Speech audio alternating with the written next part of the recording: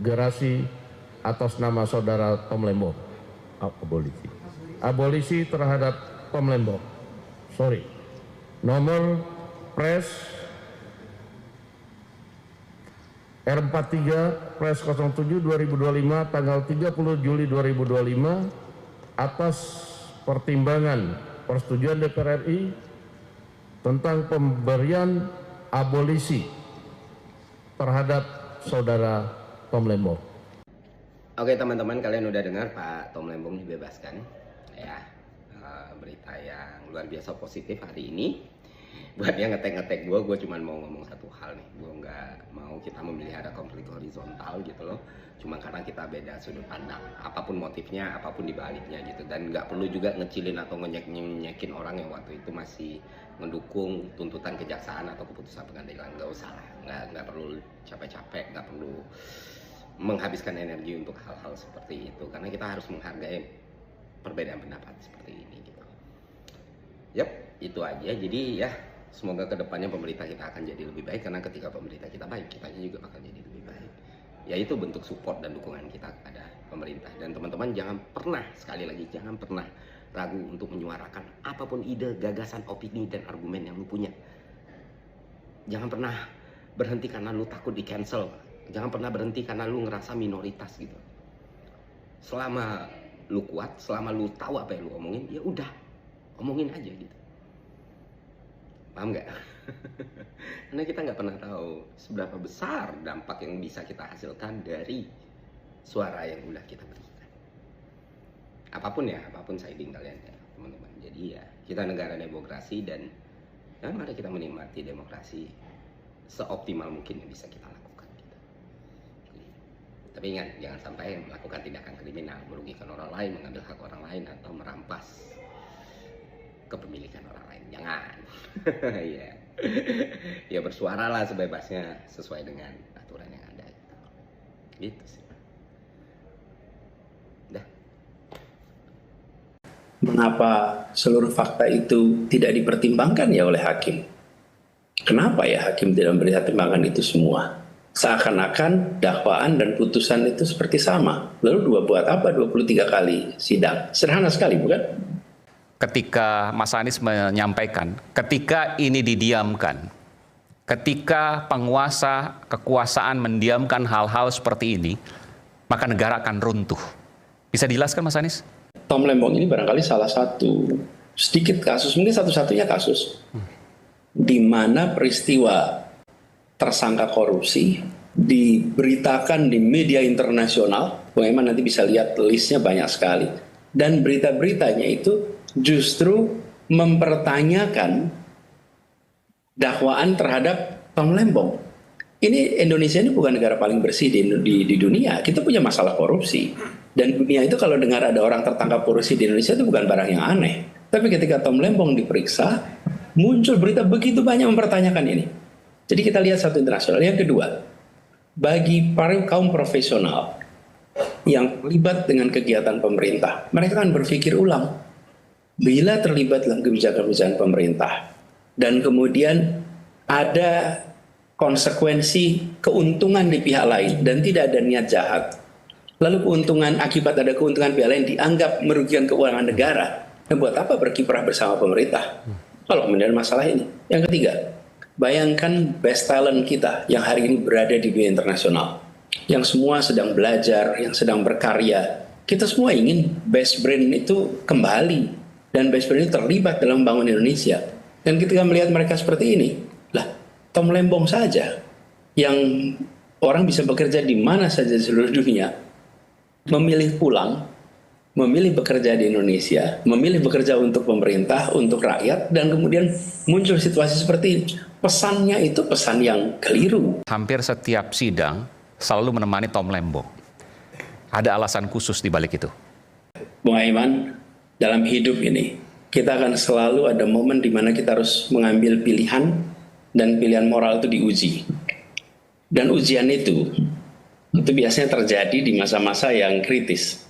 Jadi bukan pada saat situasi berjalan baik, tapi justru badai ujian itu terjadi ketika tuduhan dilemparkan, stigma ditempelkan.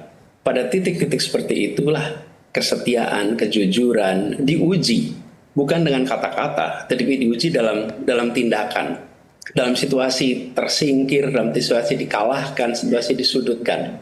Ketika situasi seperti ini muncul, mungkin banyak orang yang menjauh, tapi justru ketika ditempa dengan cobaan berat seperti ini, saya pilih untuk mendampingi. Dan saya percaya di saat seperti itulah seorang sahabat, seorang manusia, seorang warga negara yang pegang nilai keadilan akan terus hadir. Karena keadilan itu bukan hanya soal sistem, tapi juga soal keberanian untuk tetap melihat manusia sebagai manusia, bukan sebagai label. Dan Anda Mas Anies, berdiri bersama Tom, saya tegaskan nih, saya berdiri bersama Tom bukan karena dia tanpa celah ya. Tidak ada manusia yang tanpa celah. Tapi saya berdiri bersamanya karena saya tahu bahwa dalam perkara ini ada ketidakadilan yang diperlakukan pada dirinya.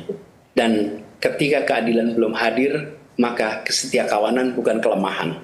Kesetiakawanan adalah keberanian untuk tetap berdiri di sisi yang benar meski dalam kesunyian dan Tom ini luar biasa. Dia tidak sedikit pun berubah. Gak ada rasa marah pada Republik. Gak ada rasa kecewa pada Republik. Misalnya kayak, ayo kabur aja dulu gitu. Gak ada tuh bayangan. Saya akan meninggalkan Indonesia. Saya sudah mengerjakan A, B, C, D, F, ternyata dapatnya begini gitu. Enggak tuh, sama sekali gak ada. Dia justru menunjukkan sikap bahwa ini yang membuat saya tetap harus berjuang di Indonesia. Situasi seperti ini tidak boleh dialami orang lain. Situasi seperti ini harus tidak terjadi lagi. Sementara kita tahu Tom itu seseorang yang bisa berkarir di mana saja di seluruh dunia. Gak harus pulang ke sini dia itu. Bidang dia private equity fund, bidang investasi, sebagai salah satu orang yang sangat dihormati di bidang itu. Kenapa dihormati? Karena dia konservatif.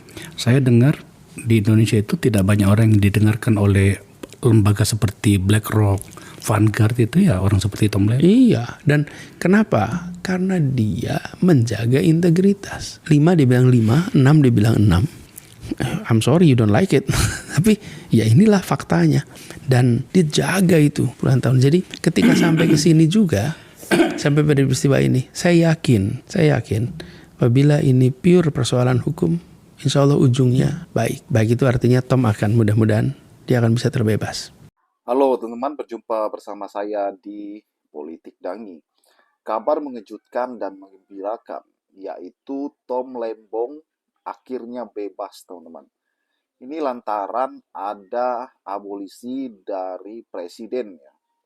Abolisi ini adalah hak prerogatif presiden untuk memberi pengampunan kepada terpidana, ya, dan membebaskan terpidana tersebut dari semua jeratan hukum dan akhirnya bebas. Itu adalah arti abolisi.